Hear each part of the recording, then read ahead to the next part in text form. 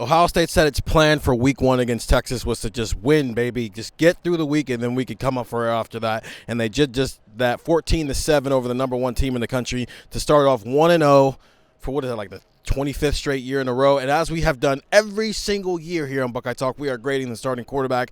It's been Justin Fields, it's been Dwayne Haskins, it's been C.J. Stroud, it's been Kyle McCord, it's been Will Howard, and now it's Julian Sayin's time to put his name in the grade book. 13 of 20 for 126 and a touchdown, and he also had 2 runs for 2 yards in this game. So not the most explosive day in the box score, Stefan, but what's your grade for Ohio State's new starting quarterback in his debut? I give Julian Sayin a B, maybe a B- for his performance. It wasn't stellar, right? This offense kind of struggled to get momentums at certain points. But there's things that go into consideration when you grade a quarterback. And I think Ohio State's play calling didn't allow necessarily for Julian Sayin to have a massive game. And I think that was a result of how well the defense was playing. Ohio State didn't want to make mistakes and put itself in a position where its young quarterback could make mistakes. The receivers dropped some passes early on, and not only did that affect maybe the stats, I think it also affected Ohio State's ability to kind of get momentum, to get loosen up, to get its timing right. But at the end of the day, the goal was to win. And Julian Sayin did that. And I think when I grade him, or whenever we grade quarterbacks, I do also consider what the guy on the other side did in a matchup game like this. And Arch Manning made mistakes. Arch Manning took some risks that didn't work out, and it cost Texas a game. And Julian Sayin played smart. And I thought he made the right reads, made the right plays, and when he had an opportunity, the deep ball to Cardinal Tate right over there, he took it. And it worked out and proved to be enough for Ohio State to win. Listen, he's a first-time starting quarterback playing against the number 1 team in the country in his first game. There's going to be ups and downs, but when you win and you don't make mistakes, that's enough for me, so I give him a B. A B from Stefan. Andrew, what's your first grade in the grade book?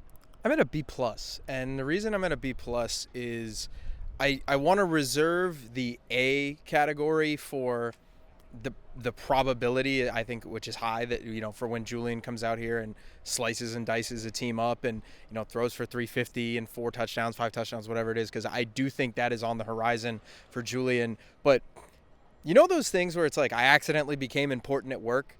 I think it was the positive side of that for Julian, because Ryan Day got in his postgame press conference and he was like, we probably could have given him more than we did.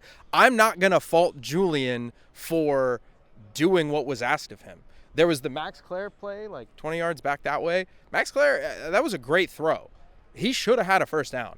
Jeremiah had 2 very uncharacteristic drops. We were kind of talking up in the press box, like, what are his like actual incompletions?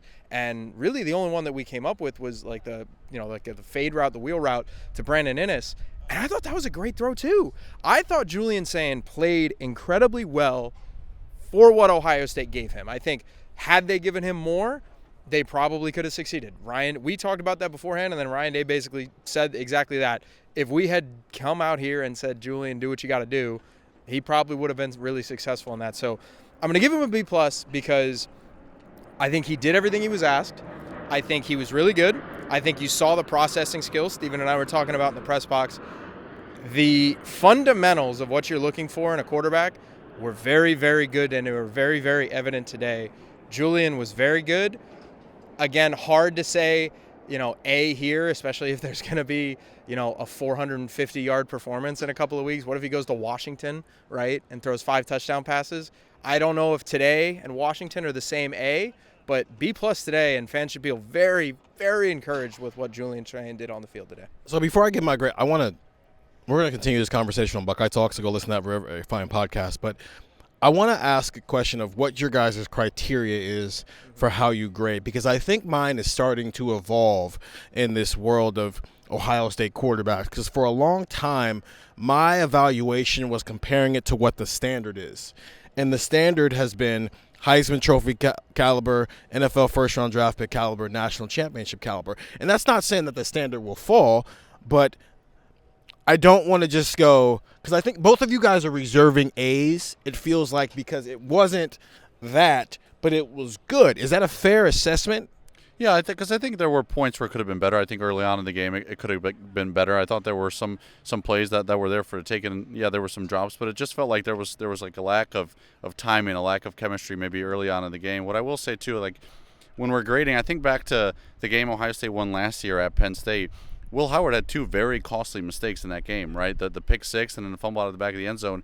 And we all still gave him pretty high grades because he made the plays he needed to for Ohio State to win that game. And while you could, compare it to the standard, like you said, there's also this evaluation of what do you do to help Ohio State do what it needs to do to win the game. And I felt like most of what Julian did today to help Ohio State win the game was effective. And Andrew, you even said maybe there's A's to be gained later down the line. Is that why you can't give him an A? Because what you don't want to do is live in a world where, let's just say he goes into Washington and throws for 350 and 3 touchdowns. You don't want your A here to feel like it's on the same scale as what he would do if he had a game like that. You got to earn A's from Andrew Gillis. If I had given him an A today, because I don't believe in giving A's because you win. You could have a great game and lose. C.J. Stroud, he was awesome against Georgia. That was an A. It just they lost. And Will Howard was not an A last year against Penn State, like you mentioned, and they won. So it's not a win or lose thing for me. It's, when you talk about kind of it's doing your job, it's elevating the offense, it's kind of an eye test thing, to be honest. I think it's a stats thing. I think you got to mix all those things together. Again, very impressed, but you got to blend, I think, a lot of different things together there. My grades have always been about the standard.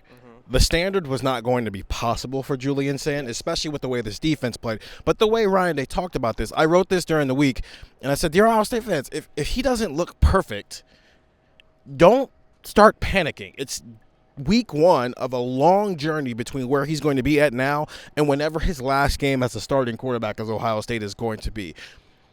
So then it becomes did you do the job you were asked to do? I don't know what his flaw was today. The drops are not his fault. JJ's the best player in college football. Catch the ball. We've been talking about Max Clare like he might be God's gift to earth in terms of tight end play at Ohio State in the receiving game. Catch the ball. Catch the ball. That's your job. Catch the ball. And that's not to be harsh on JJ or Max Clare, but they had to help him today. The defense did its part. The run game was a little clunky, but it's week 1. It's always going to be a little clunky. Julian did not make a single mistake. And you're right, comparing it to the guy on the other end who came in here with all that you got to meet the standard and didn't meet the standard, Julian made no mistakes. He played perfect in my eyes for what his job was going to be. You're right, all A's are not the same. This is like getting an A on a quiz. An important quiz. But the Michigan game is like the essay at the end of the year that's worth 50% of your grade type of A. So it's an A for what this was going to be. Just get the win. Don't be the reason they lose. He was not the reason they lose. And then when they finally called on him to make the play, he was talking about it. They said, hey, the drive's coming up. We're probably going to try something here. I don't know. Carnell Tate did a Carnell Tate thing. And he made the perfect throw. He made good reads all day. He didn't make any mistakes. And I think that's the grade scale I'm going to use for him this week. What I'll do the next 2 weeks, different story.